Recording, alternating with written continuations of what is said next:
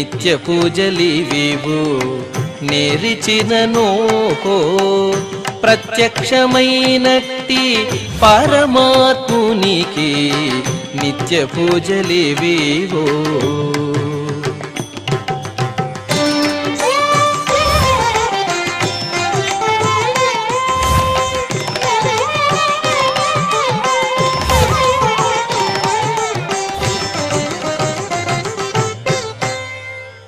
ఓం నమో వెంకటేశాయ. ఈరోజు బుధవారము, శ్రీ క్రోధినామ సంవత్సరము, దక్షిణాయనము, వర్ష ఋతువు, శ్రావణ మాసము, కృష్ణపక్షము, దశమి తిథి, మృగశిర నక్షత్రము, ఆగస్టు 28, 2024.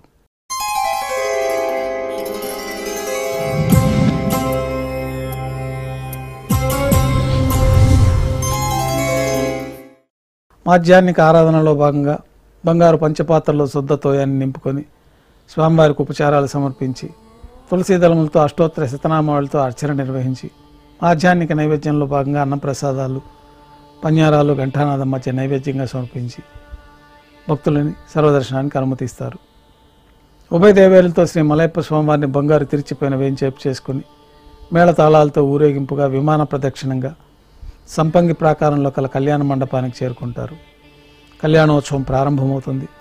పుణ్యాహవాచనము, అంకురార్పణ, రక్షాబంధనము, అగ్నిప్రతిష్ఠ, స్వామివారికి అమ్మవారికి కళ్యాణం సందర్భంగా నూతన పట్టు వస్త్రాల సమర్పణ, మహాసంకల్ప పఠనం, మాంగళ్యాలకు అభిషేకం, మాంగళ్యాలకు ఆరాధన పూర్తయిన తర్వాత స్వామివారి తరఫున అమ్మవార్లకి మాంగళ్యాల సమర్పణ.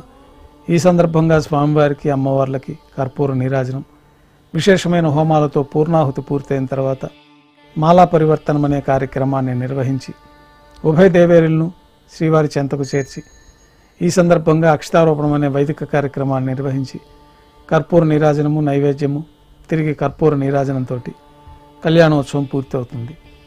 కళ్యాణోత్సవం భక్తుల దర్శనం అనంతరం ఉభయ దేవేరులతో శ్రీ మలయప్ప స్వామివారు మేళతాళాలతో ఊరేగింపుగా ధ్వజస్తంభం వద్ద గల అద్దాల మండపానికి చేరుకుంటారు.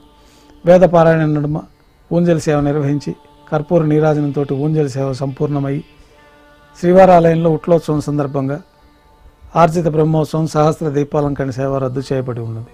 ఈరోజు ఉట్లోత్సవం సందర్భంగా సాయంకాలం శ్రీ మలయప్ప స్వామివారు మరొక తిరిచిపోయిన శ్రీ కృష్ణ స్వామివారు మేళతాళాలతో ఊరేగింపుగా ఆలయం ఎదురుగా కల పెద్ద జీయంగారి మఠంలోకి వేంచేసి అక్కడ ఉట్లోత్సవం సందర్భంగా ఆస్థానాన్ని నిర్వహించిన తర్వాత నిర్దేశించిన పలు ప్రాంతాల్లో శ్రీవారికి కృష్ణస్వామి వారికి ఆస్థానాన్ని వైభవంగా నిర్వహించి తిరువీధులు ఉత్సవం జరుపుకొని తిరిగి ఆలయంలో వేంచేస్తారు.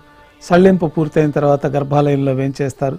వెంటనే రాత్రి తోమాల సేవ ప్రారంభమవుతుంది. ఉదయం సమర్పించిన పుష్పమాలికలన్నీ సల్లింపు చేసుకొని బంగారు పంచపాత్రలో శుద్ధ తోయాన్ని నింపుకొని శ్రీ వైకానస భగవశాస్త్రోక్తమైన విధానంలో దేవతామూర్తులందరికీ ఉపచారాలు సమర్పించి కొత్త పుష్పమాలికలతో అలంకరణ గావించి చతుర్వేద మంత్రాలతో మంత్రపుష్పాన్ని సమర్పించి నక్షత్ర నీరాజనము, కర్పూర నీరాజనంతో రాత్రి తోమాల సేవ పూర్తి అవుతుంది. తులసీదళంతో అష్టోత్తర శతనామాలతో అర్చన నిర్వహించి రాత్రి నైవేద్యంలో భాగంగా అన్నప్రసాదాలు, పన్యారాలు, దోశ, ఘంటానాదం మధ్య నైవేద్యంగా సమర్పించి తిరువీస నైవేద్యం పూర్తయిన తర్వాత భక్తులని సర్వదర్శనానికి అనుమతిస్తారు.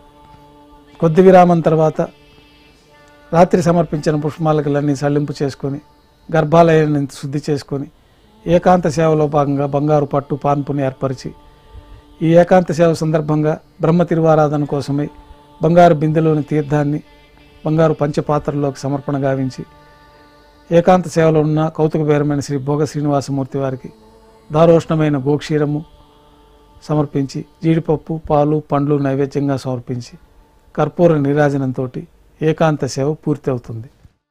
ఓం నమో వెంకటేశాయ.